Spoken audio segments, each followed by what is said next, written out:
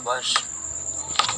Our topic yesterday is all about political theory by John Locke philosophers. John Locke philosophers 1632-1704 is among most influential political philosophers of the modern period. In the two treatises of government, he defends the claim that men are by nature free and equal against claim that God had made all people naturally subject to a monarch. He argued that people have rights such the right of lives, liberty, and property that have a foundation independent of the law of any particular societies. Locke used the claim that men are naturally free and equal as parts of the justice foundation for understanding legitimate political governments. Since government exists by the consent of the people in order to protect the right of the people and promote the public goods. So government that fail to do can be resisted and replaced with new governments.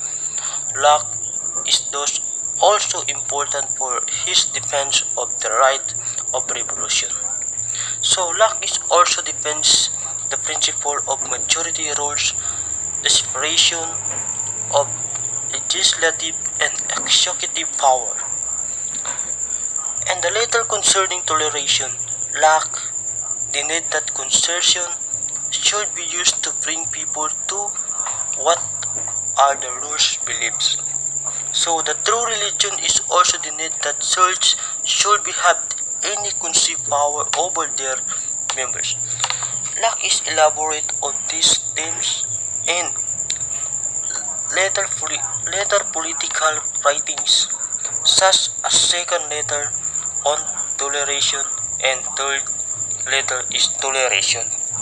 So Locke's political philosophies is 8 political philosophies to our writings. So toleration in the 8 writings. So number 1, natural law and natural rights. State of the nation. Number 3, property. Number 4, consent, political obligation, and the ends of the governments. Number 5, lack and punishment, separation power, and the dissolution of government. Number 7, toleration, education, and political, the last one.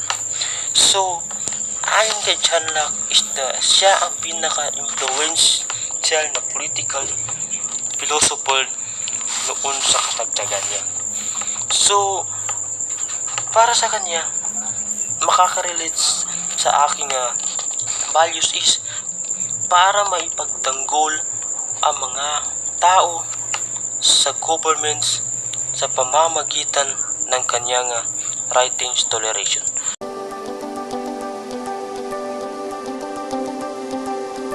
Hello everyone, my name is Jamer T. KUNB 32A. Now we'll be proceed or the last topic. It's about quotes, value, belief of John Locke. I will discuss the 3 lines or quotes of John Locke. First line, being all equal and independent, no one ought to harm another his life, health, liberty, or position. Every individuals have an equal and independent according to John Locke. If you are powerful or poverty, everyone is equal. Meaning, pantay-pantay ang pagtrato sa lahat ng tao. Second line of John Locke. Parents wonder why the streams are bitter when they themselves poison the fountain. Our parents is very important as to guide being a daughter, being a son. And last lines, to love truth for truth. Sex is the principal part of human perfection in this world and to set plot of all another virtues. Every individuals we have a love each other. As a human perfection in this world. Next, value of John Locke.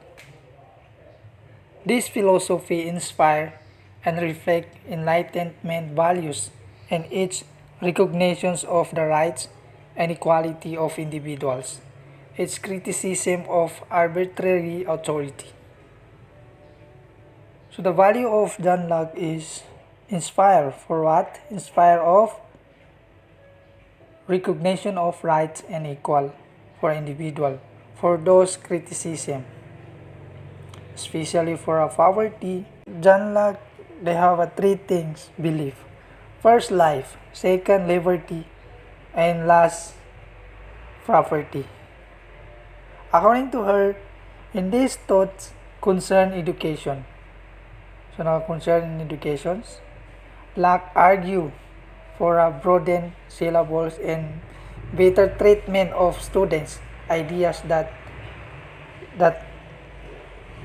were an enormous influence on Jacques Rousseau.